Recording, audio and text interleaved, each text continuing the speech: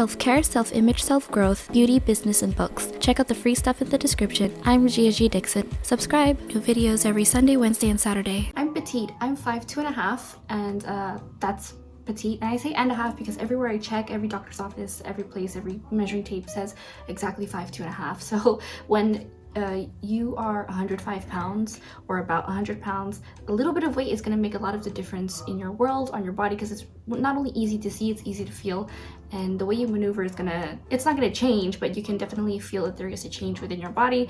It doesn't seem like a big deal, but I gained 5 pounds when I was sick for 2 weeks, and I was kind of bedridden, but I just had to stay home, and I made myself bedridden most of the time because I was working from my computer, and it really messed with my mental health. And just as a heads up, not all of this was due to me stuffing my face.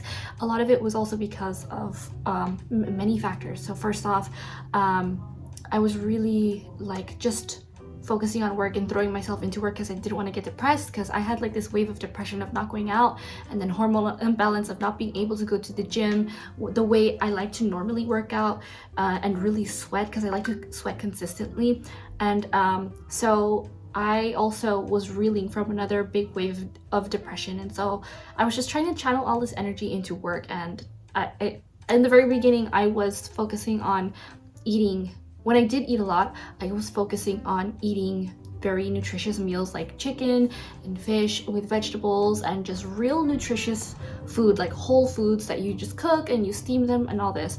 However, as I was sick and time went on, I was reaching for more processed foods and just junk food, and I wasn't the one who made the grocery trip, which is part of my fault, but I did make some of the list. So I could have avoided the cake or having too many pieces of cake and eating late. But the first things first was working out is really important.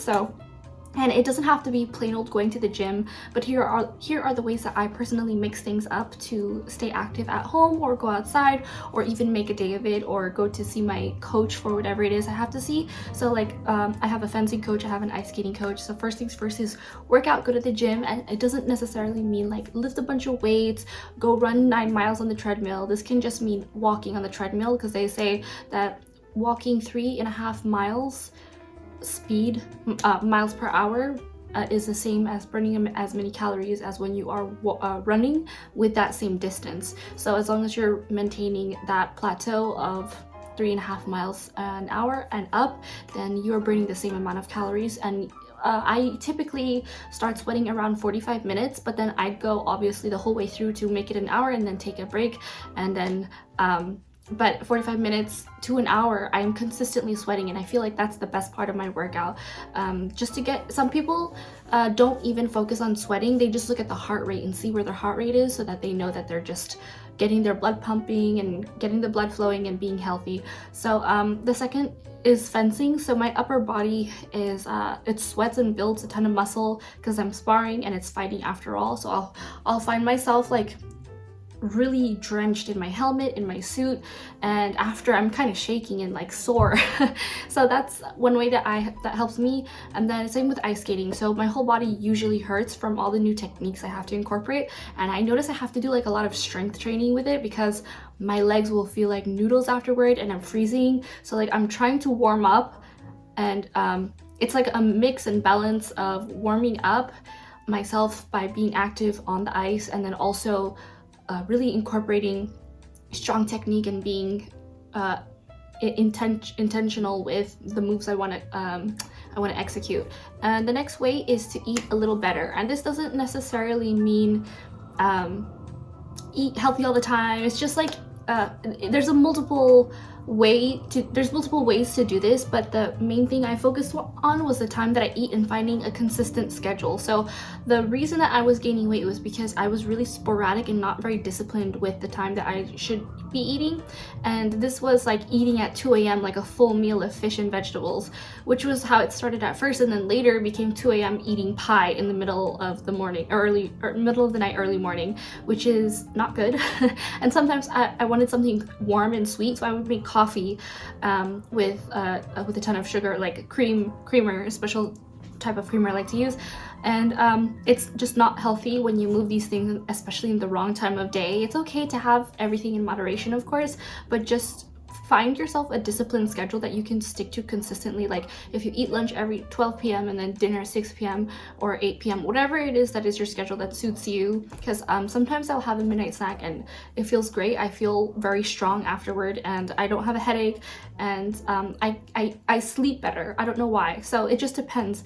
And then another thing is trading hunger for water. So sometimes when you are hungry, you get it confused with being thirsty and you reach for food instead. So try to like test it out by drinking water first and see if you're hungry afterward. So it's really simple, and you also save money when you do this by understanding your reasoning and mindfulness of, are you reaching for food because you truly are hungry and you need, your body's like craving nutrients, or is it because you are here not fully nourished because you just need to drink more water?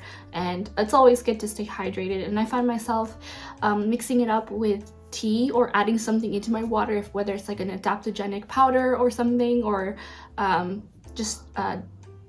have what do you call it, a soda stream that turns my water into sparkling water. So it's not just like regular water all the time. I love regular flat lukewarm tepid water, like it doesn't bother me at all, but this really does make it a little bit more exciting if you mix things up. Another thing is swap your choices. So the other person who lives in this house likes to get a lot of sweets, which is okay, because the sweets that they like doesn't bother me. Like, I'm not an ice cream person. However, I notice we have oranges, and then they'll get orange sherbet, which doesn't make sense to me, because it's like, why do you want the artificial flavoring when you have the real thing? And be sure to understand that hey, like you can get the same flavor or even better or even texture if you just use that same thing and create something new with it. Like, why don't you make orange ice cream from these oranges? I have an ice cream maker, so it doesn't make any sense. Or orange juice, fresh squeezed, or orange tart, whatever it is. The more you appreciate it too when you incorporate the thing you already like. And I think this is the last thing. So get versatile with the things that you already like. So if you use that oranges example again, say you like oranges so much that you get different types of oranges to keep things interesting, so that when you go to the market and you want to get oranges, you don't get the same one every single time. You explore and you like try. Instead of, like, I have this at home, I'll have some images up, but I have like this Italian orange that has like a really different shape. And then I have tangelos or tangerines. Tangelos is the brand, but I love tangerines because you can just put them in your purse. They're really easy to peel or even cut, and they're really cute. And then I also have regular plain oranges, and then I have like blood oranges, anancia, and all of this. So when you like something, double down on it and just find the different ways and variations that you can have it. So to sum it all up, number 1 is get active and work out in creative ways. 2, eat a little better by making wise decisions on what is nutritious versus filling. 3, ask yourself if you're actually hungry or if you're just thirsty. 4, switch to artificial choices for the real thing. 5, dive deep into what you like by experiencing variations of it. So it's important to negotiate with yourself and prioritize reasonable foods as opposed to artificial or packaged or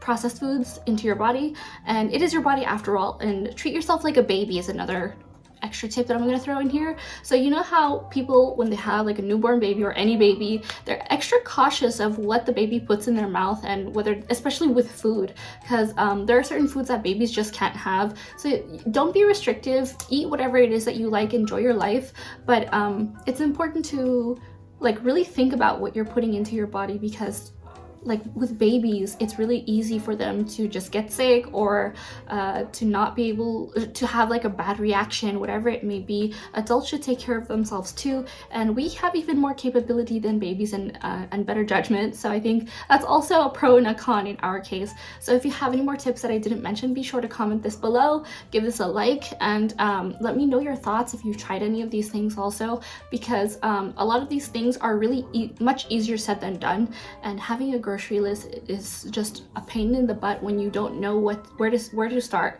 So I hope this helps, and subscribe for more. Thanks so much for watching. I'll see you later.